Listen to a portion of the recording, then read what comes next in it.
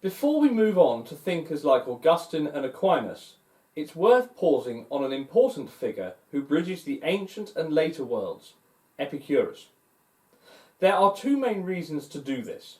First, Epicurus is often credited as the first philosopher to express what became known as the problem of evil, a question that will be central when we study Christian thought. Second, he is arguably the first consequentialist in Western philosophy, a view that re-emerges much later in the utilitarianism of Jeremy Bentham and John Stuart Mill. Like the earlier philosopher Democritus, Epicurus was an atomist. He believed that the universe is made up of countless tiny particles, atoms, moving in an infinite void.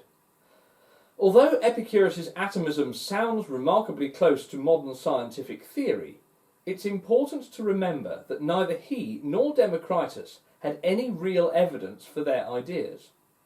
Their atomism was apparently based entirely on speculation and reasoning. In that sense, Epicurus's method represents a return to the imaginative exploratory spirit of the pre-Socratic thinkers who sought natural explanations for the world without the tools of modern science. Even so, it remains astonishing that, through pure thought alone, he came so close to describing aspects of the universe that later science would confirm. But Epicurus's atomism was distinctive. Democritus's universe was entirely deterministic. Everything happened by necessity. Epicurus wanted to make space for human freedom, so he proposed that atoms sometimes make a tiny random movement, a swerve. This tiny swerve breaks strict determinism and allows for genuine free will. That idea, that freedom depends on an element of unpredictability in nature, will later become vital when philosophers like Aquinas think about the problem of evil. Epicurus wrote over 300 works, though almost all have been lost. From what survives, we know that he believed both the body and the soul are made of atoms. When we die, these atoms disperse and sensation ends, meaning there is nothing to fear after death. Epicurus, however, was not an atheist. He believed the gods existed, but thought they took no interest in human affairs. They live, he said, in perfect peace and detachment, an ideal of serenity rather than being rulers of the world. He also trusted the senses as sources of knowledge. Objects, he said, constantly release thin films of atoms that strike our senses and give us perceptions.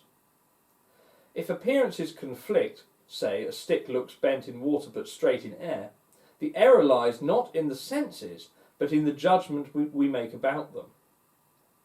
This shows his confidence in observation and reason as ways of understanding the natural world. It also echoes to a degree what Descartes had to say many years later. Epicurus is most famous for his hedonism, though this is often misunderstood. Today, a hedonist usually means someone devoted to pleasure and luxury, but Epicurus's view was far more subtle. He distinguished between short-term pleasures, which satisfy desires like hunger or thirst, and long-term pleasures, which come from freedom from desire altogether. The highest pleasure, he said, is not indulgence, but tranquility, the absence of pain, anxiety, and fear. He warned against overindulgence in physical pleasures such as food, drink, or sex, because these can lead to greater suffering later on.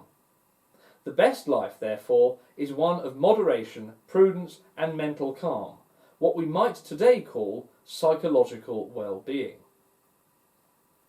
In this sense, Epicurus could be seen as one of the earliest advocates of mental health awareness.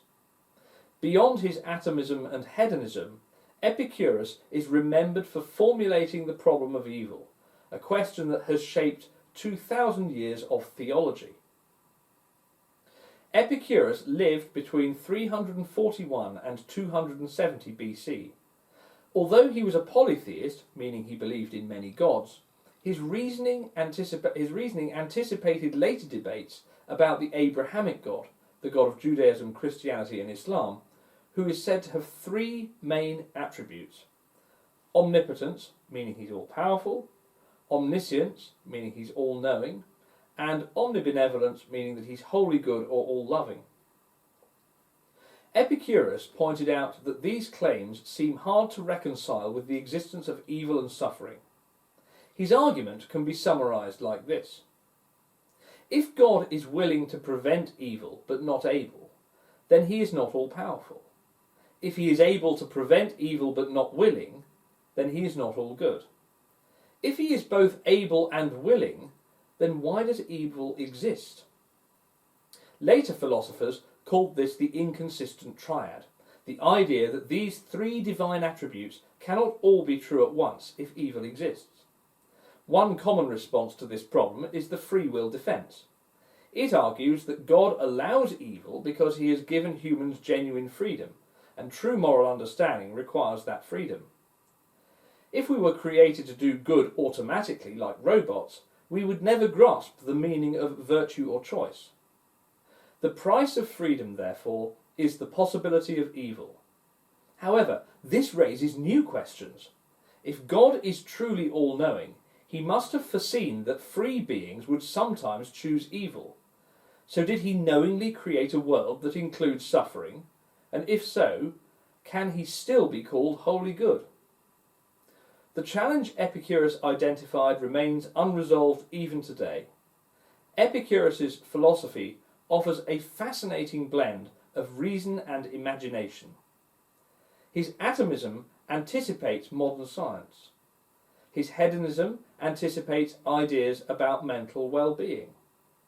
And his problem of evil continues to shape religious philosophy today. He was a hedonist who preached moderation, an atomist who defended free will, and a naturalist who denied divine intervention. By looking at Epicurus, we see the bridge between classical Greek philosophy and the Christian thinkers who came after him, especially Augustine and Aquinas, both of whom would wrestle with the same question Epicurus first asked. How can a good and all-powerful God coexist with the reality of suffering?